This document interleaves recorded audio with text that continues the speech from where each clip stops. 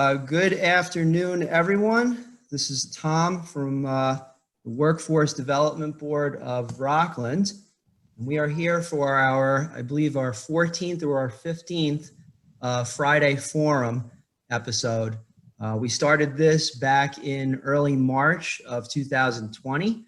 The original goal was really just to keep a nice communication and a forum open for people to express their concerns and ideas about how to navigate through the COVID-19 crisis. Since then, it's morphed into something quite interesting. We have a variety of guests that have come on over the last 2.5 months that have provided really great information, not just about how the recovery is going to transpire over the coming year or so, but just ideas about how various policies, procedures, and different governmental and municipal activities are being conducted across New York. This series is sponsored by the Workforce Development Board of Rockland County, as well as the Chamber Alliance of Rockland, which is a collection of 8 different chambers of commerce across Rockland County, such as North Rockland Chamber of Commerce, New City, Nanuet, and a variety of other chambers of commerce all throughout Rockland. Deborah Thomas is the executive director of the Workforce Development Board. She is, I believe she's unavailable today, but I believe Phyllis Tucker, who's also a colleague of the Workforce Development Board, is here with us. Can you hear us, Phyllis? Okay, she'll be checking in momentarily. But just as a general rundown of the Workforce Development Board, and it's not just the Board of Rockland County, there's many different development boards all across New York State in various locations. And the idea is it's a conduit between government and private businesses as well as employees to have more gainful employment within certain sectors of New York. Basically, the more good quality jobs, the better. That's the easiest way to put it. And Deborah is a very hard worker, not just on the Workforce Development Board, also the Rockland Teachers Center Institute. You could learn more about the board at rocklandwork.org. Notably, all of the prior 14 episodes of the Friday Forum series are located at rocklandwork.org. Morning, Tom. Hey, how's it going? Good. How are you? It's Phyllis. Hi, Phyllis. How you doing? Good. How about yourself? Very good. Very good. Thank you. So if you go to rocklandwork.org and then you click on the news tab, and there's a little thing for Small Business Friday Forums. We have our upcoming schedule for July on there, as well as a variety of all of the individual episodes on YouTube. They're also available on Facebook. Last week we did a very, it was, I don't want to call it a tribute per se, but a colleague of ours, the North Rockland Chamber that I participate in very often. There's a gentleman that was the Rockland County clerk for many years, Paul Pepperati. He recently passed away, and we had a lot of really good people speaking good words about all of his endeavors. Very charitable man, and hopefully the people that know him and loved him will all be able to walk a mile in his shoes and continue to do some good works in his memory. That's episode 14. For today, we have a very special guest. We have New York State Senator James Skoufis, 39th Senate District. That district spans from the lower part of Orange County to the northern portion of Rockland County, Stony Point, Haverstraw, a few other areas on the fringes there. You'll be able to clarify that better than I can. And I happen to have had the benefit of meeting James on several occasions. In addition to being on the North Rockland Chamber of Commerce, I do some work with the Highlands Chamber of Commerce. I believe I first met James over at Bear Mountain Pizzeria. I think you were at one of those meetings. That's right. Yeah. That's right. Good memory. Yeah, and you did a great talk about how things are going, and just very conversational, very down to earth. I also found out we have something in common, that we're both Mets fans. Both Queens boys. Yep. Exactly. So it's nice to know someone else from Queens. James was originally from Flushing. Was right down the road in Forest Hills. So it's good to know that there's a bit of an affinity there. But more importantly, a little bit of recent highlights of James's career thus far. He was a state assemblyman from January 2013 to December 2018, approximately 6 years. It's admirable that you didn't just go for assemblyman for one term and then jumped on to state senator. Kind of learned how the Albany operates, if you will. Elected to state senator, District 39, on November 6th of 2018. Your staff had mentioned that you've sponsored several different initiatives. You co-sponsored the Child Victims Act. You are currently the chairperson, investigations and government operations. Took out loopholes for vaccines, corporate welfare, making sure people pay their taxes and corporations pay the taxes. And you made the property tax cap permanent for the town of Stony Point and Haverstraw and the villages of Haverstraw and West Haverstraw. We actually, just to clarify, we made that property tax cap permanent statewide, everywhere except for New York City. So no matter where you are, that tax cap is in place now forever. Gotcha. Okay, great. Well, so James, welcome to the show. Thanks for being here. Hey, thank you. It's great to see you, Tom. It's nice to meet you, Phyllis, and I look forward to the conversation. Yeah, absolutely. So we talked back and forth a little bit. We also got some feedback from the community just to get an idea of the concerns that people might have at the current time that wanted to run past your way. And you also provided some information on some topics that you'd like to share with us. So the first one that we have on the docket is the state of affairs in the New York State Legislature, especially given the COVID-19 pandemic, as well as a variety of other things that are happening at the moment. It touches on so much, not just health, but the economy and people's rights and the very fine balance between all of those things. So yeah, can you tell us a little bit about what's going on? Sure, and I'll give an answer that maybe touches on the other couple of bullet points there, because as you noted, these are very much interconnected items. And so the state of the legislature and the state of the state, if you will, is not unlike the state of the rest of the world around us. There's a lot of uncertainty. There's a lot of, quite frankly, chaos. There's a lot of trepidation. I'll first speak financially.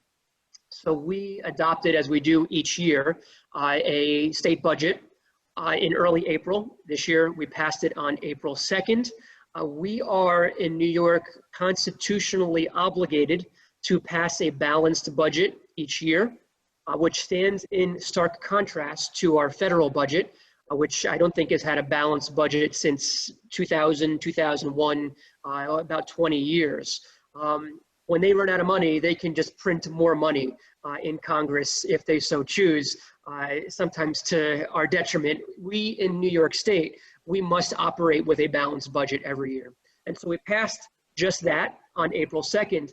But since then, of course, as we all know, the virus, especially in April and May, took a significant toll on New York in a lot of different ways, certainly, and the most sad of which is, the death toll and the health toll, but it also took a very significant financial toll on the state and, of course, many residents.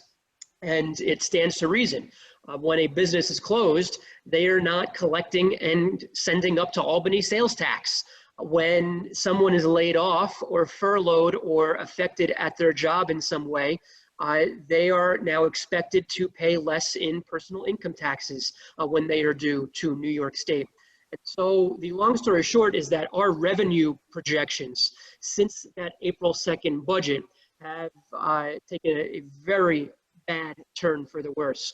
They're really in the toilet to the tune of about $10 billion. That's what this virus-related hole is in our state budget since April 2nd. And as I said, now we have to fill that hole somehow. Ideally, there is going to be, and we do believe there is going to be an additional stimulus bill out of Washington sometime probably towards the end of this month in July. That's the word on the street. Our hope is that part of that next stimulus bill, which could very well be the final stimulus bill out of Washington, will include relief for state and local governments. Now, New York is in significant need because of the significant damage the virus did here. But make no mistake, we're not the only state in the country that is pretty desperate for some state government relief out of this next stimulus bill. Likewise, you can ask County Executive Day, any of the county executives, any of the mayors who rely on sales tax. We need local government relief out of this next stimulus bill as well, because all of these local government budgets have been really negatively harmed, if not decimated, over these past few months. So ideally, we see that, we get that, it's passed, and we have this hole plugged for the 2020-2021 fiscal year.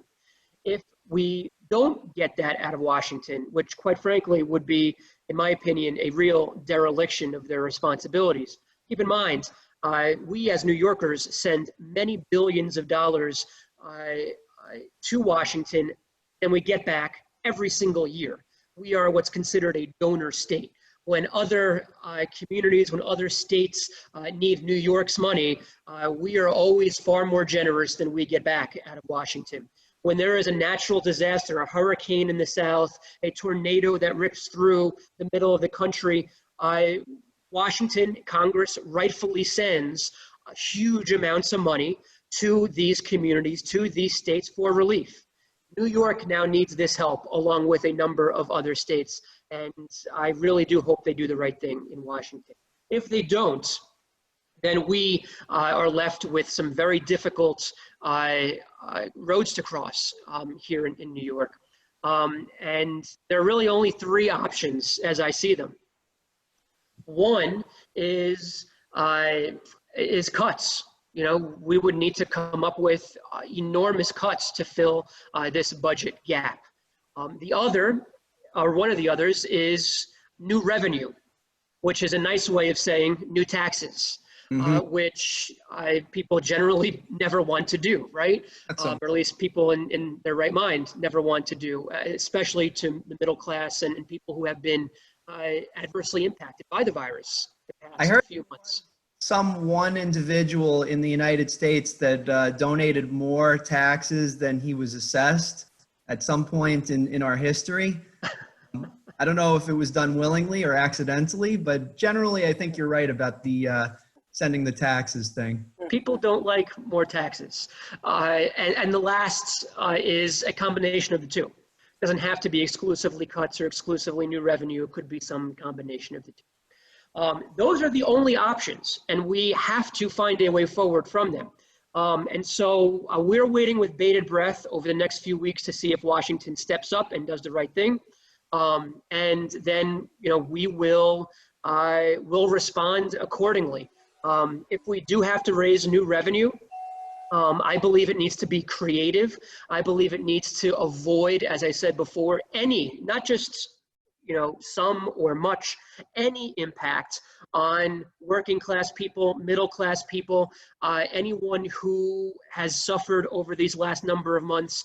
You know, one idea that has been advanced that I would support if we do have to cross this bridge is right now, casinos are due to be open, or New York City is due to be open to casinos in 2023.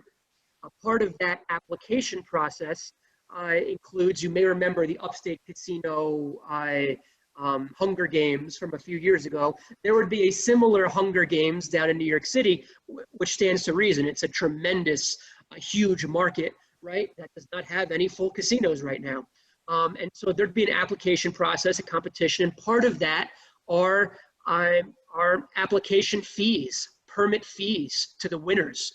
These are valued at about $500 million per license. So if we hand out 2 of these licenses, that's $1 billion. That's a good chunk of change. So the idea is to accelerate that application process from 2023 to this fiscal year to collect that $1 billion and help fill this gap, this hole, if Washington doesn't provide relief. It's ideas like that that I think are palatable, that help the situation, mitigate some of these cuts, and don't impact negatively some of the people who are just now getting back on their feet as we get through this pandemic. But make no mistake, there's going to be some pain if we do have to go down this road, and I really hope we can avoid it and Washington steps up. So, the state of the legislature, we are still in session. We passed the budget on April 2nd, like I said, and I think the following month and a half, we were back in session passing COVID-related bills. We passed a package of these bills in an effort to try and provide some state relief, not just rely completely on the federal government, and we did that. Similarly, we have, as chair of the Investigations Committee, I think you're going to be seeing announcements very soon that the legislature, with my committee playing a significant role, beginning to look at and provide oversight to what was the state's response like to the virus? What worked? What didn't work? What do we have to learn from these past number of months in the event there is a second wave, or if, whenever the next pandemic is, and quite frankly, hold some folks accountable, whether it's in government or private actors, for what happened over the past number of months. And so you're going to see the legislature begin to step up its oversight role, which I think is the right thing to do. And as chair of, effectively, the Oversight Committee in the Senate, I look forward to playing a significant role in that effort. So the legislature is remote right now. We are continuing to take the virus very seriously. I suspect sometime in the future, later this year, we may reconvene in person, but at least for the time being, keep in mind, we're not even through phase 4 yet. New York City, in many respects, has been put on pause. They, stepped back from indoor dining in New York City. And so there's still a lot of sensitivity, especially in New York City. And so we are, as a legislature, trying to be respectful of that and responsive to that. So we are remote, but here in the Hudson Valley, phase 4 is coming on Tuesday. I'm excited for it. I suspect, most of Rockland County is excited for it as we take this next step and almost our final step towards a full reopening. One thing to keep in mind, because I remind people of this who are anxious. Some people have grown very frustrated by the closure in recent weeks, the past month and a half.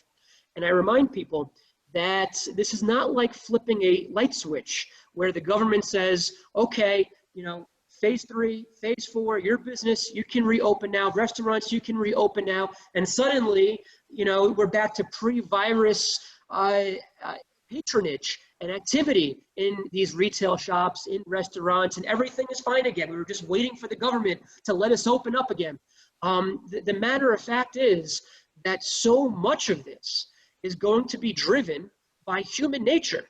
Whether people feel comfortable going back to restaurants, whether people feel safe going back to Woodbury Common or the mall or the mom and pop shop on Main Street, we need to, even if we give the green light and everything is open again, we need to make sure that we continue to do what we have to do to try and help people feel safe.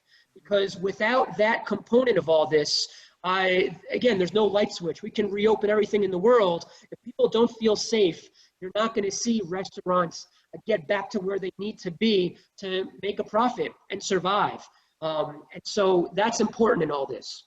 Yeah. And, and we spoke a little bit before our broadcast today, and I think we were both in agreement about the use of masks is, across the political spectrum. It should be important. It should be used. And I'll recall about 2 weeks ago, when the restaurants in Rockland first opened up, and I'm not going to name businesses or anything, but we went to a local establishment, and nobody was wearing a mask. And we got out of there immediately.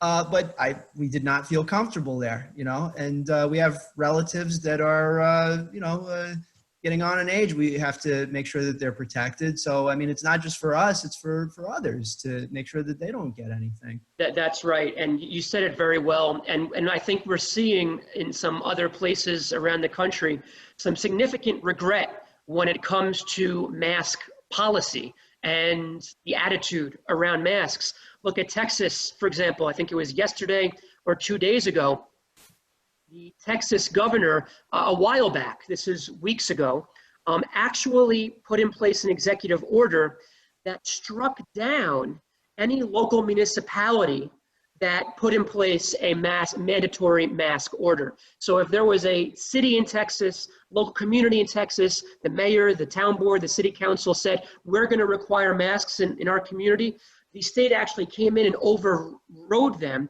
and said, we're knocking down all those local laws.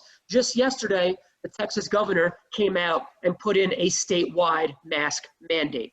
Quite frankly, expressed remorse for some of the previous attitude that there was from his office and state government as it pertains to mask and public health policy. So let's get this right. I mean, this is just so simple. It's not taking anyone's rights away. I've read the Constitution. I don't see anything about the right to, not wear a mask and, not have facial coverings to protect yourself and other people during a pandemic. It's just, ridiculous. And so it's not just for you, it's for everyone. It's for your parents, it's for your grandparents, it's for, because if you contract the disease, maybe you're asymptomatic, and that's great. But you can still give that disease to your grandfather and your grandmother, Yep. and they very well may not be asymptomatic. And I can tell you, and this is a nice segue, as you know, Tom, I was sick from this virus. I was going to ask you about you suffered from COVID-19 for quite some time, and I'll just bring up, while you're talking, I'll bring up a few pictures of I think this was after the fact. You donated plasma, or this was before? That's right. Yeah. Yes. And so look, I'm 32 years old. I have no underlying health problems, and this was seriously the sickest I've ever been in my life. That's not an exaggeration. I was completely wiped out for 12 days. I had a fever for 12 days. Completely exhausted. I could hardly move from my bed. Now, granted, I wasn't in the hospital. Could have been worse. People have had it far worse, and obviously a lot of people have died. But it was devastating. And look, I live in a modest-sized house. It's not just a sacrifice or a health issue for me. My wife sacrificed. We live in a modest-sized house, and so I was quarantined to our bedroom. I'd be able to muster up the energy to shuffle to the bathroom a few times a day. But otherwise, like, my wife lived in fear of contracting this virus as she saw how sick I was. And look, she had to slide me food. And so, the virus is in the air and was in our house, and it's scary for your family too. And so, we ought to at least take the most basic of precautions and be respectful and wear a mask when you're around other people. I think that's the least we can do. Did you, not to get too in depth on this, but is it, when you had the illness, did it feel like a different type of illness? Something that was, you said it was one of the worst times where you were sick. Did it feel different from, let's say, the common flu, or it was?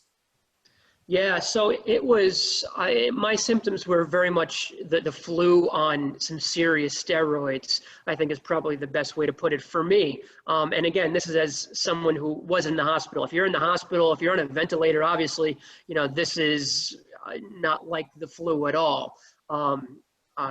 And look, so besides a fever, besides just that exhaustion, I had the worst chills I've ever had, shaking chills throughout most of each of those days. This is a little gross. I'd wake up every morning in a pool of sweat, like awful night sweats, and just aching like you couldn't imagine. And so, yeah, it was terrible, and I wouldn't wish it upon anybody. And it's a reminder that this needs to continue to be taken seriously, no matter how old you are or how healthy you are. One of my colleagues, in fact, just yesterday, shared, Senate colleagues, that she has tested positive for COVID-19. She is I believe the only colleague in the Senate who's younger than me. She's 28 years old, and now she has tested positive and has, at this point at least, mild symptoms. She's not asymptomatic, but she's at home. And so this has not gone away, and if we're not careful, I fear we may see something like what's happening in a lot of other states where there is this resurgence. God help us if we have to go through any version of the nightmare that we went through over the past 3 months. But you're seeing reclosures in some states, Florida and Texas. We don't want to go through that again. And if putting on a mask is what stands between us and going through that ungodly sacrifice of the past 3 months, I choose to put on the mask every time. Yeah, I agree. Sometimes it's uncomfortable, but better than the alternative, especially for people with compromised immune systems. Absolutely. Walk us through a few of these images that we gathered. We got Orange County Legislator Mike Anagnostakis. Yeah, don't even try. So Mike is, that's a good place to start because this is part of my governing philosophy. Mike is a Republican Orange County legislator who I actually hired as a senior advisor in my office. You don't typically see Democratic senators hiring Republicans or vice versa in their offices to serve with them. Mike is extremely sharp. He brings a lot of skills. He helps with some of our investigative efforts as part of the investigative team that I've put together. And, he is a great asset. And I don't care if he's a Republican. He's been tremendous in helping serve our Senate district. And so yeah, I know that's Mike Anagnostakis. His county district is up in the town of Newburgh and town of Montgomery area in northern Orange County. And just to clarify, I know in your introduction, the Senate district is actually a bit more expansive than you noted. And so it runs from North Rockland here in Rockland County, but all the way up to southern Ulster County and most parts in between. And so all of eastern and much of central Orange County is in our Senate district. And you have a couple of towns in Ulster County, southern Ulster, that are in there as well. And you visited both Rockland as well as Highland Falls several times. You've been at the Highlands Chamber of Commerce meeting several times. Very much appreciated on that. Yep. Yeah, it's a big district and it's a diverse district. You've got suburban communities, you've got rural communities, you've got demographic diversity. Haverstraw certainly is a very diverse community, significant Dominican, Puerto Rican population. Newburgh, you do have Curious Joel, an ultra-Orthodox community in the Senate district, and a whole host of issues that come with KJ being in the Senate district. And so it's a pretty unique district that we all live in and that I represent. Mm-hmm. Yeah, a lot of pieces of the puzzle to keep together. That's right. And a diversity in politics too. I mean, you have some very Republican conservative communities, and you have some very liberal left-leaning communities like Newburgh and Haverstraw. And so, I do my best to try and balance the interests and the needs, but it is challenging. It keeps me on my toes. Yep. I'm sure you have your moments where you'd like to be just spending time on the beach, but I know you're a hard worker, so. There's not a lot of time for that, but but I hope everyone to that end has a very nice holiday weekend and finds some time for their family this weekend. Absolutely. Well, we have some questions that we also gathered from the community, James.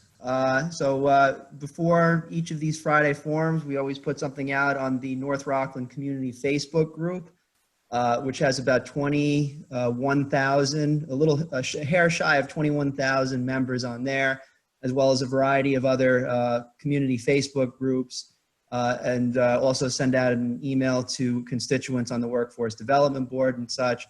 So we got a few questions from the community. This first question is from Keith W. Kamir. He was also a previous participant, a guest of Friday Forum. So he messaged us in, being that Mr. Skoufis has a very unique role in our community, please let us know what he and his office are doing to get out the counts for the U.S. Census. The 2020 census is out. Tell us a little bit about that. Yeah, it's a great question. And just to give an aerial view, and I'll focus on Rockland County.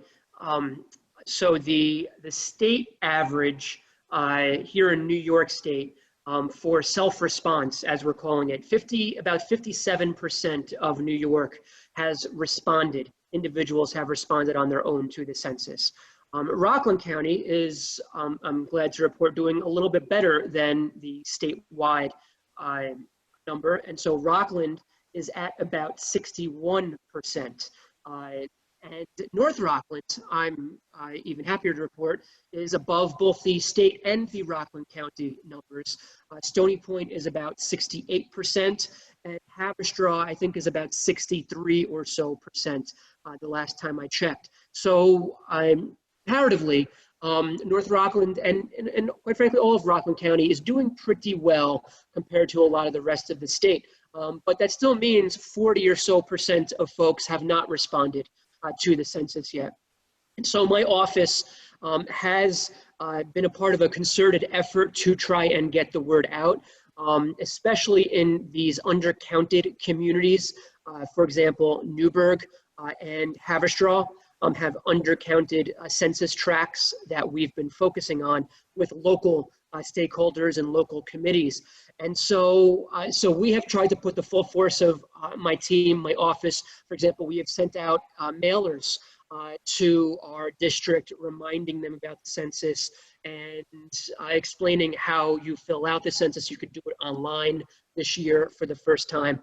And we're continuing to pound virtual pavement and in other ways wherever we can to ring this bell. The matter of fact is that as we get closer, the months come and go here, we're going to start seeing people knocking on doors. And that's what ultimately we do every 10 years for folks who we don't hear from or who are hard to track down. The federal government hires local workers from the community to go out, track down folks, knock on doors, and get them to speak with these workers and fill out the form right there and then. And so we're not quite at that point yet, especially as we're still getting through the pandemic. But that ultimately is the final stage. But in the meantime, we're continuing to press, get the word out on social media. As I said, put stuff in mailers and work with the local stakeholders who are really doing a fantastic job in Rockland and Orange counties getting the word out. What can, with regards to the census, and I asked this of Keith, I already know the answer to it, but I think it's an important clarification for all of us. Are there any questions on the census that in any way would identify a person's immigration status in this country? Yeah, so that's a good question. There was a significant legal fight over the prospect of this question. It actually went all the way to the U.S. Supreme Court. But at the end of the day, there is no question on this census related to a person's immigration status. And so I know that there's a significant undocumented community in Haverstraw, likewise in the city of Newburgh. And I, no doubt, if you were undocumented and there was a question on the census, there was understandably going to be some fear for that person to fill out the census. What's going to happen with that information if I do give it? There is no question on the census as it stands. For a quick cross-reference to that, please check out, I believe it's episode 12 or 11 of Small Business Friday Forums.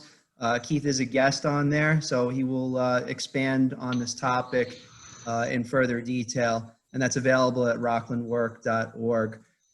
We also have a few other questions. This comes from several individuals that I'm very friendly with. One is the admins of the North Rockland community. I happen to also be an admin, yay, of the North Rockland community Facebook group. So this comes from Diego, Ellen, Linda, several people. And also I should mention James from Stony Point Pharmacy. Congratulations, James. You just you're on the board for the Rose Memorial Library. So huge congratulations to you on that. So they asked about the status of the Morant debt crisis in North Rockland. Just as a background, North Rockland is a little bit in the hole, just a little bit, there was some, well, I'll let you expand on it. Yeah, sure. Take your Yeah, so I'll try and be as concise as possible because it is a long and winding road when talking about the Morant situation. But effectively, this is an active $365 million bond that the North Rockland School District had to take out after Morant successfully challenged, unfortunately, their tax assessment and prior tax payments to the school district after they left town many years ago at this point. And so that power plant is now a peaker power plant, which means it only runs a very small fraction of the time when there is a substantial need for energy, whereas regular sort of, I'll call standard power plants run basically around the clock, providing energy all the time. This one's a peaker power plant. And so they successfully contested their assessments, and the school district had to pay back an enormous sum of money to Morant, which led to this over $350 million loan, effectively, this bond that they had to take out over 30 years. And so they still have many years of that bond to pay back. And working with Ken Zabrowski over the past now 8 years, when we were both in the Assembly, and then since I moved over to the State Senate, we have worked with the community and the school district to raise the awareness of this problem in Albany and work towards some sort of relief, some solution. And the school district, and this is a double-edged sword, the school district has done a pretty phenomenal job managing this enormous albatross around their neck. And they haven't had to push through the tax cap, which is pretty remarkable. And yes, they've closed school buildings. They had one cliff that they did drive off of with enormous cuts a number of years ago, but since then have been able to preserve the positions and the programming by and large at North Rockland. And so they've done a good job. Now, Ken and I, we've been able to help along the way. We've increased state aid significantly to North Rockland over those years. We got special aid to literally millions of dollars to North Rockland to help them transition to a full-day kindergarten program. They were one of the last districts in the state up until recently that had a half-day kindergarten program in their school district. So we got them a boatload of money, additional money to move to full day K. And there's still more work to do. One of the challenges, and this is a great irony, I guess, unfortunately, we were for the first time able to get the governor's office to the negotiating table last year. Previously, the Assembly, Ken and I worked to get them on board with a sustainable longer-term relief package for Morant. The Senate was always problematic. When I got to the Senate last year, worked very hard, raised the awareness there, and we got the Senate on board with a longer-term relief package for North Rockland. So both houses of the legislature were there, ready for a multi-year relief package. We got the governor to the table during the budget, finally. And at the end of the day, their education analysts came back and at the governor's direction, refused to get on board with support because they felt that North Rockland had too large of a reserves in the district. And again, that's a product of, look, you know, when, for example, when you lose your job or when you know you're about to lose your job, you don't go out and spend your entire savings in that first month or in the first couple months. You rationally, you know, say, well, I don't know how long I'm going to be out of work, and let me plan to try and extend this money as long as possible. And that's what North Rockland has done, is they have put away substantial reserves, knowing that there are these huge annual $11 to $12 million payments that they have to send out the door to Morant before they get to anything else in their budget. And so the governor came back and said, well, $50 million is too much in reserves. They don't need our help right now. Come back to us, you know, if those numbers are nowhere near where they are. And so we were not successful in getting that longer term relief last year, but and I can't let the cat out of the bag yet. I expect there's going to be an announcement that will result in a number of millions of new dollars to North Rockland. In the next couple of months, we're probably going to make this announcement that Ken and I have worked on for some time with the school district and with one other stakeholder. And so that will provide some additional relief and cover some taxpayer-funded expenses in the district. But we're still working towards that longer-term relief that is still needed in North Rockland. Nice. And if you looked at if anybody's watching looked at the screen a few moments ago, I put the YouTube video up just showing the screenshot of the when you went to bat for us when you were Assemblyman, and you had a very impassioned 7 to 8 minute speech about the need for North Rockland debt relief, and it still is appreciated around here. So thank you for that. Thanks, Tom. Yep. We only have a few more. What else you got? Yeah, we only have a few more minutes. So if those of you that have been following the show, I took a break a few weeks ago. I wanted to retool and just reorganize a few things. The truth is I wanted to take a day off. We needed it, but so we came up with this segment, and it's called Rapid Fire. So far, so good. Basically, this is the part where we gathered the questions from the various members of the Rockland community that tune into these broadcasts. So we got some instant messages and such. What we'd like to do, just, you know, very briefly, if you could just throw out it's 30 seconds or so on each one of these items. I'll just throw it out the wording, and then just come back to me with just a little bit of an answer. I know it's tough because, you know, you want to make sure that the accuracy is 100%. So whatever you can do here is great. So the first one, and you really addressed it in detail about where will the budget cuts for 2021 and the years ahead come from. So anybody? Yeah, so I hope things work out in such a way that there are no COVID-related budget cuts. And the first domino, as I went into detail about before, is what, if anything, does the federal government do in this next stimulus bill? And then, you know, we will have to respond from there.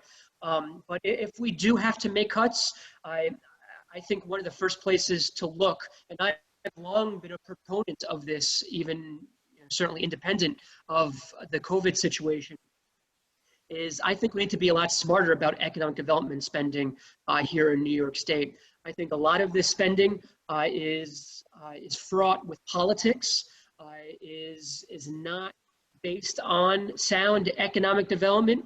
You have money going to political friends and allies and campaign contributors, and those are taxpayer dollars. Quite frankly, you know, I came out with an investigative report at the end of last year, looking at some of the local spending. This isn't state spending, but local economic development activity at the IDA level. And we found a whole host of abuses that exists in many IDAs. I will say the Rockland County IDA is structured as one of the better IDAs in the state in terms of how it operates, its transparency, et cetera. Steve Porth, if I'm not mistaken, right? Stephen Porth? Yes. Yeah, yes, and so we can do a lot better there, and that results in taxpayer funds being saved. If we need to look at cost cutting, I think that's a place that we can streamline and do better. I only got a chance to meet him about 2 weeks ago. We worked on a little project together, so I'm definitely interested in learning more about the gentleman. Phyllis, you had a question if you wanted to pop it in real quick. Yeah, Senator, first of all, on behalf of the board, thanks very much for joining us today.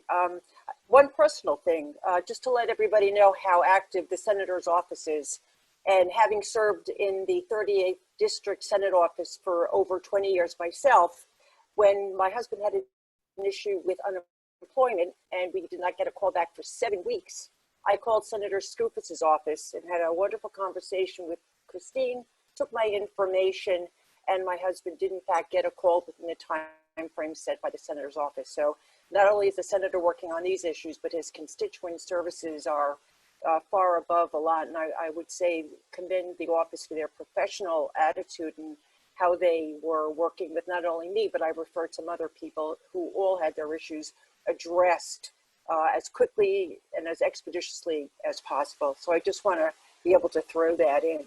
Senator, go ahead. I'm sorry. Go ahead. I was just going to say thank you. And you weren't the only person who forwarded a number of people to our office, because the last count I saw was we had over 4,000 constituents come to our office just for unemployment related problems and issues that they were having, which is an enormous, I mean, we dedicated 5 people in my office just to handle unemployment insurance issues that your husband and so many people were having. It's, quite frankly, it was heartbreaking to see the scope of the problem. But I'm glad we were able to help your family, and thank you for those kind words. Again, having done it myself for many years, I said, why not give it a try and see if it still works as good as it worked when I did it. Yep. Anyway, quick question. Has there been any understanding, or have you heard anything about how they're going to approach the opening of schools? That's a great question. And the short answer is there is very little guidance and information on school reopening. Quite frankly, I think the state government ought to be embarrassed that they don't have more of a plan out yet. This is largely being driven by the state education department, which is, as you may remember, working in the Senate, is basically one of the very few more independent agencies and departments that we have in New York State. The governor does not. It's the only agency the governor does not appoint a commissioner. There's a board of regents that's independent that appoints a commissioner there. And so they, I hate to say, have been quite slow. A lot of the surrounding states around us already have very detailed school reopening plans. And they need to get one out very soon. I would say in the next week or two. They can't wait till August. That's not enough time for school districts to prepare. And my personal opinion is, barring some catastrophic resurgence of the virus, we need to make every effort we possibly can to get kids back in classrooms. Now, no doubt there are going to be additional and new precautions with reopening up school buildings, but there is no substitute for in-classroom learning. Distance learning was necessary, but it has its significant limitations. And so I hope we can get back in classrooms, and we need a plan very soon. Right now, there's not much guidance. Okay, thank you, Senator. Okay. Next question, I'll just go down the list what we got left. This is a little bit more personal, but where do you generally see yourself on the political spectrum? Yeah, I've always found these types of sort of label questions as interesting because, and I think I frustrate some of my colleagues because I don't fit very cleanly, nicely into one category where, most of my colleagues are either, very liberal on all issues or they're more moderate on all issues. And I've always felt that that's a little bizarre because I look at each issue and there are some issues where I'm more left. There are some issues where I'm more center. And I think when it comes to bills and vote counting and what is Skoufis going to do on this, I'm a little bit less predictable than some of my colleagues. And so I hesitate to apply or give you a one label because my view on certain issues does vary depending on what that issue is. Sometimes it's good to be a little unpredictable. Keeps people off balance when you walk in the room, and it's like, oh, geez, what is he or she going to do next? And I happen to agree. Which ticket are you on? I am a Democrat, so I'm a registered Democrat. I'm on the Democratic ticket, as well as the SAM party, which is a new party here in New York State, which has an active Rockland County organization, as well as the Working Families Party. Okay, so I had a few more questions. I know we're getting past 1:15. My apologies to those that usually expect a quick 45 minutes, but we're getting really a lot of good information here. Where are we on Medicaid? That's basically the way that the question was posed. I am not Yeah, that's a pretty loaded question. Yeah, so one thing I will note that, because I think it's an important piece of information that many people don't realize, and again, because I know Medicaid is a sensitive issue in Rockland County in particular, is that a number of years ago, the state took over all of the Medicaid cost growth at the county level. So, I see online and certainly as I engage with constituents, there's sometimes frustration about the cost of Medicaid in their community or in their county.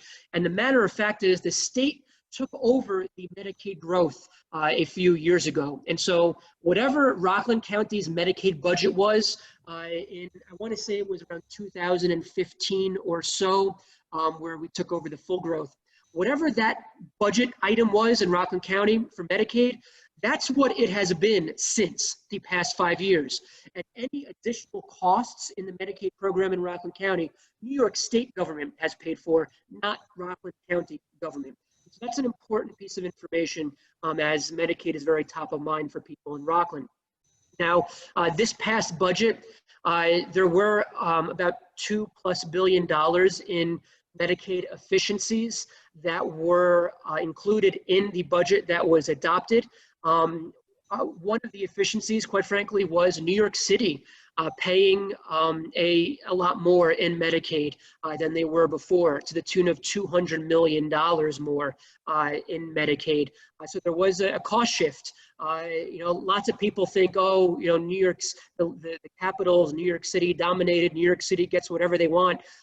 That is, in some respects, just not true. And this is one of those examples where New York City is now picking up $200 million more in Medicaid costs from the state than they were prior to this past budget.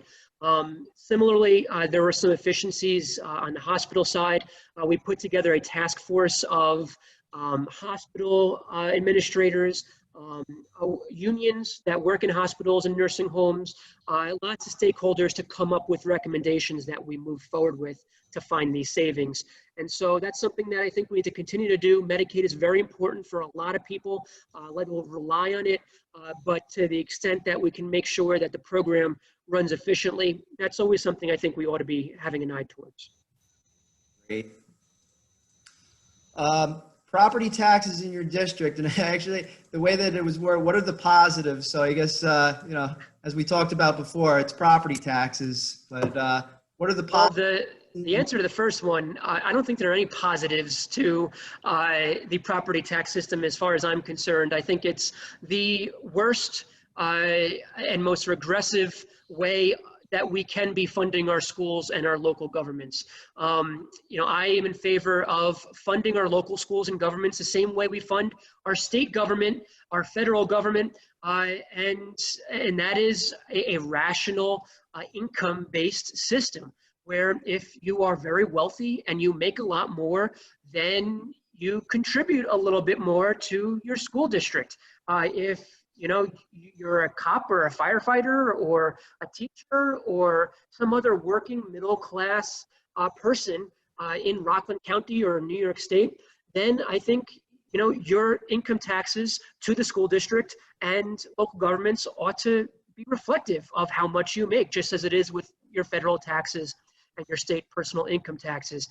We have this weird way of funding schools where we look at not who you are, how much you make, we look at what kind of property you own, as if that is in any way relevant to how much you should be paying. So yeah, you know, I am not a fan of the property tax system. I'm glad in the meantime we have made, as we mentioned before, the tax cap permanent. That provides some good news and some relief, whereas prior you had in many school districts the levy and the taxes going up 6, 7, 8% a year, because the tax cap, that 6, 7, 8 has generally been 1 or 2% increases year over year. But I hope we can see some wholesale changes sometime in the near or medium term future. I think we touched on unemployment insurance, how your office can assist. And at the end of this broadcast, I'll bring up the contact information for you once again. And 2 more questions, one just from me. When is your office reopening? Yeah, so as far as I'm concerned, we have been open this entire time. Right. Now, the doors to our physical office have not been open, but as Phyllis noted, my team, who I'm very proud of, they have worked harder these past few months than my legislative team has ever worked in the 8 years that I've been in the state legislature. And so we have been open this entire time as far as I'm concerned. This past week, we began taking appointment-only in-person services and meetings. So if people, for whatever reason, really needed to see me or someone in my office in our physical offices, we began an appointment system this past week. And this coming week, starting July 6th, we will begin having full-time some folks back in our district office for people to visit from 9 to 5. We're being creative and taking precautions. We've got some shifts that we're working on with my team. Certainly there's going to be hand sanitizer everywhere. And so we're following CDC recommendations and guidelines. But starting on Monday, July 6th, a day before phase 4, which is July 7th here in the Hudson Valley, we will have a full-time 9 to 5 again presence in our physical office once again. So that's I think I answered your question from a few different angles. Great. Well, thank you on that. And then just the last question. I left this for last. It's on a little bit of a lighter note. Maybe you went through this, not me, but I think we traveled the same Palisades Parkway from time to time. You know, late last year, you encountered something that many of us encounter as we're driving past exit 15. For some odd reason, the phone calls just don't go through up there. I understand that you went through a bit of a debacle with that. Yes, I've known for a long time, as you all have, and anyone that travels the Palisades up north, that there is no cell service. I myself, more than a year or two ago, this was probably maybe 6 or 7 years ago, my car actually broke down at one of these traffic circles. And I had no one to call. Like, I literally could not call a tow truck. I couldn't call an emergency service agency. And so I literally had to hitchhike from this traffic circle to Woodbury to get to a tow company. And so, like, it's just unthinkable that in 2020 we have this situation in very North Rockland and parts of Highlands and Woodbury in the Palisades Parkway. And so there has been a significant push these past couple of years, working with my colleague to the south, Senator David Carlucci, to really pressure Verizon, who has been looking at and has had plans to put up a cell tower in the park to get moving. Now, I understand the Palisades Interstate Park Commission, you know, they They put Verizon through the ringer at the start. They're very environmentally conscious, and rightfully so. And so they were very careful about a proposal like this, but they have signed off on it. And so now we're just pushing Verizon. The good news is that cell tower is going to get up much sooner rather than later. And I hope that what I experienced, no one else will have to experience moving forward once that tower is up. Gotcha. And it's funny, I thought it was just last year. That's when I caught wind of the incident, but it was several years ago. It was 5 or 6. Yeah, it was several years ago when I had a car on its last legs, and regretfully, I guess I didn't get rid of it a day sooner. Yeah. That's happened on several occasions. There was this one time where, and I was doing a very, I think, an important phone call, and I got a flat tire. Thankfully, it wasn't a blowout. But, and I'm sure you take a lot of phone calls, and the tire's blowing out, and I'm closing a deal on the phone. And I just pulled over to the side of the road like everything was just fine, and just kept on, walking through the details. And thankfully, everything went well. But it was a little stressful at that moment, so I can imagine. Yeah, it's crazy. I think it's really the only real larger area of the lower Hudson Valley that is just completely without cell service. I mean, you go further upstate in New York and you have large pockets of the state without cell service. But in the lower Hudson Valley, this should not exist. The number of people that live in the area, the number of commuters that drive through that area, it's really inexcusable. And so fortunately, it's going to get fixed pretty soon. Well, James, it's a pleasure to talk with you. This is the first time that we went a little bit over the normal time frame. I appreciate your time. And I'm very thankful that if there was ever going to be a segment where we went overtime, it was with you. You answered all of our questions, and you didn't dodge anything. I mean, not that anybody does, but when it's tough being in your role. So I appreciate your candidness and forthrightedness, and look forward to seeing you in an upcoming chamber meeting, whenever that may be. So just a little bit more contact information, so you can reach Mr. Skoufis at his offices, reopening next week. And so the Albany office will be open, or which one? So the Newburgh office and the Rockland office will be reopened starting next week. Albany, I only have one full-time staffer in Albany, and so we may well be keeping that remote unless I'm in session physically up in Albany and need someone there to support activity as I'm there. All right. Well, thanks again, James. We look forward to seeing you in the future. Glad you recovered from your bout with COVID-19. You look healthy, and hopefully in the coming years you'll be doing some good works again. Thanks very much, Tom. It was fun and hopefully informative, and it's good to see you and Phyllis and Aiden, and I'm grateful for the opportunity to reach your network, and hopefully people find this, like I said, helpful and informative. And please do reach out if we could be of assistance with anything. Great. Okay. So James Skoufis, 39th Senate District, New York State Senator. So this concludes our broadcast today. Our next meeting will be, as usual, Friday of next week. It's going to be July 10th, 2020 at 12:30 p.m. Our guest will be Grace Riario.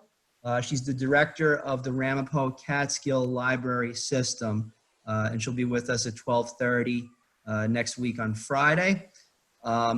And that's all we have for today, folks. I want to thank you all for joining us. Have everybody please have a very happy yet safe 4th of July weekend. It's, I hope, something where every one of us as Americans and community-minded individuals across the spectrum can really just come together and enjoy the simple things of life. I would say that if we can do that, and we can just enjoy, maybe some nice weather and a little bit of camaraderie, socially distant camaraderie, it'll be a nice weekend, and we can get back to a little bit of a semblance of the way that things should be. We can be outdoors and enjoy this great Hudson Valley. So until next week, thank you. God bless you as always, and have a wonderful 4th of July weekend. Take care. Thank you, Tom. Thank you, Senator. Take care.